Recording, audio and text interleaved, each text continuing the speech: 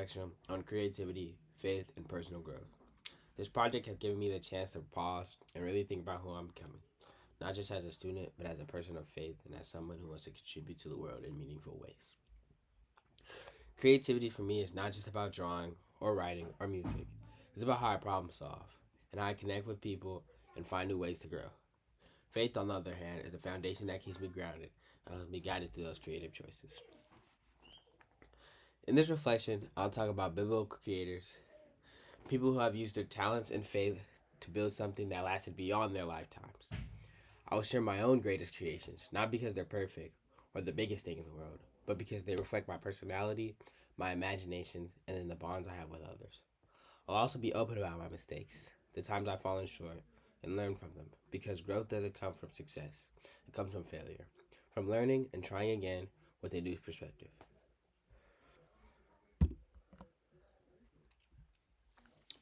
When I think about creativity in the Bible, I don't just think of art or music. I think about the people who built something new through faith. That's why I chose Paul the Apostle as a biblical creator. Paul didn't just write letters; he built entire communities of believers and spreading the message of Christ throughout the Roman world. His missionary journey planted the first Christian churches and united people who are very different from one another. What strikes me the most is that Paul had the courage to bring the Jews and the Gentiles together, beginning breaking cultural barriers that had people divided for generations. That to me is one of the most powerful acts of creation, taking something that is divided and making it whole. In Acts 16, Paul baptizes Lydia and her whole family, becomes the foundation of the first church in Europe. That is one event. It is the beginning of a movement that spreads out to continents and centuries. In his letters, like 1 Corinthians 12, Paul compares the church to a body made of many parts. That vision of unity, where everyone has a role to play and no one is left out, is something that continues to guide Christianity today. What inspires me the most about Paul is his creations weren't physical, they were spiritual, relational, and communal. He built networks of faith that still exist even thousands of years later. His story shows that one person, when guided by God, can create a legacy that impacts millions. That challenge to me, that challenged me to think about what I'm building in my own life, even if it's as small as my actions, my words, and the way I treat people, could create something lasting too.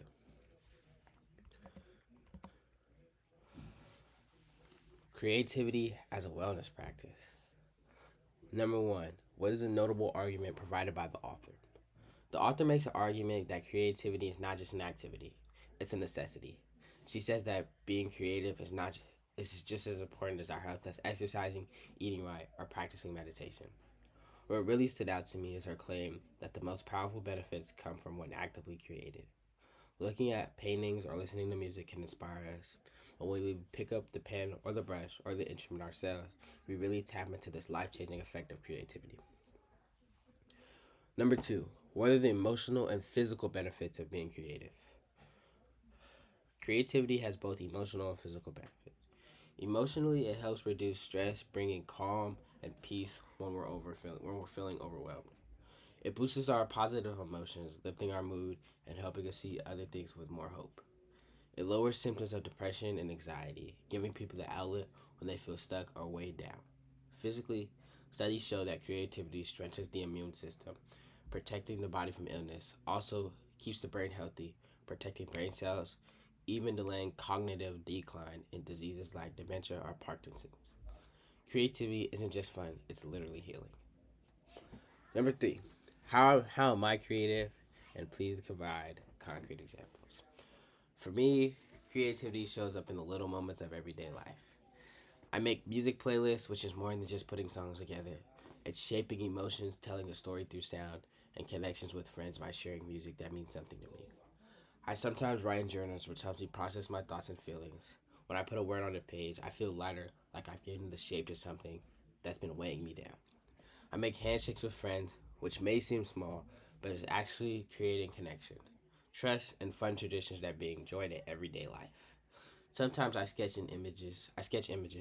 Even though they're not perfect, the act of drawing still slows me down That's my imagination now. No Glove Tuesdays. So, No Glove Tuesdays are something I created on my youth football team 3, 4 years ago, called the Oakland Dynamites. Um, so every Tuesday we would have practice.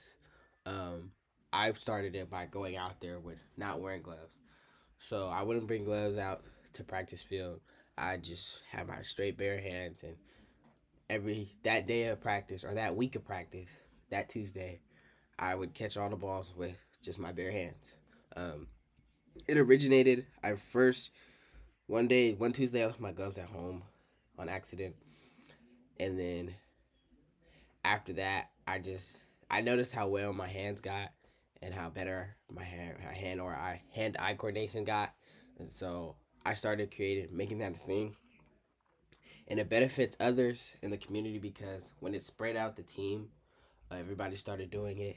All our hands got better, and as well as our hand eye coordination, and then a year later it spread throughout the organization, and it really helps with our grip skills and looking the ball in when we're catching it, and it also decreased the amount of drops we got that year, and we ended up going to the national championship, and we won. So yeah, fall of mankind. The story of Adam reminds me of how powerful choices can be. Adam was given everything in the Garden of Eden, along with one clear command: do not eat from the tree of knowledge of God of good and evil. But the temptations came, he disobeyed. His decision introduced sin, suffering, and death into the world.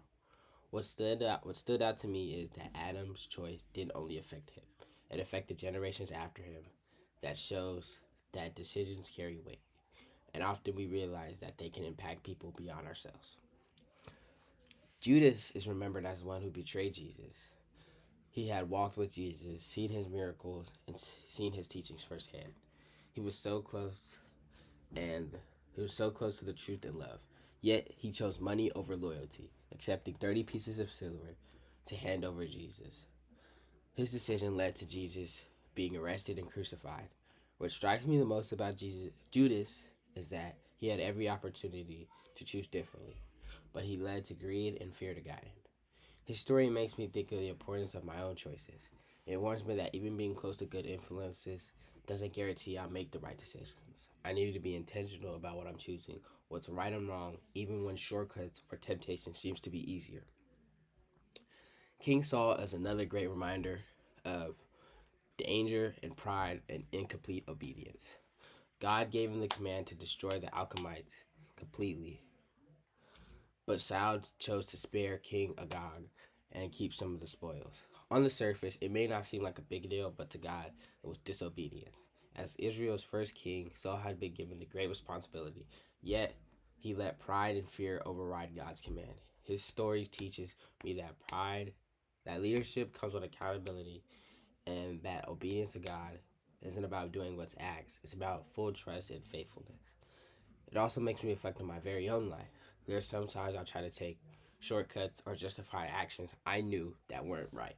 In a South story, it reminds me that choices can create consequences, not just for me, but the others around me. My greatest fall. My greatest fall is when I broke my mom's iPad. Um, I felt really bad after I did it, and I didn't own up to it, which was one of the biggest things I did wrong. I didn't own up to it. I lied and I panicked. I was scared of getting in trouble, and so I lied about it and didn't clean up the mess. So what happened was water got spilled, and my mom's iPad was right there. It spilled onto it. I spilled it, and I got so scared in the moment that I didn't clean it up, and I left it there overnight. So when we woke up in the morning, it was water on it, and so when everybody was questioning what happened, I didn't say anything. I didn't come up and say, "Oh, it was me." I didn't stand up and say, "Oh, I did that. That was on me. I didn't clean it up." Instead, I lied about it, and I felt really ashamed and guilty. The experience, it made me feel guilty and ashamed. I still feel ashamed about it to this day. My mom didn't really trust me after the incident happened. I was 6 when it happened. Um, the hardest part was realizing that when I lied about it, she didn't really trust me like that no more. And it was the accident itself that made me feel like really guilty about it because the iPad had all our family memories on it, and it can't. It still broke. It didn't. It never got fixed. And so what I learned from the mistake was that honesty is always the better choice. Even if you feel uncomfortable, take responsibility for the mistakes, because it shows maturity, and it's the first step to rebuilding trust when broken. This experience taught me that even small actions like telling the truth about spilling water carry big weight, and in that moment I fell short. But it also became a lesson of accountability and growth. Looking back, I see the failure can become a turning point if I choose to learn from it. Now, when I face mistakes, I remind myself that truth and honesty will always carry me further than denial and fear could ever could.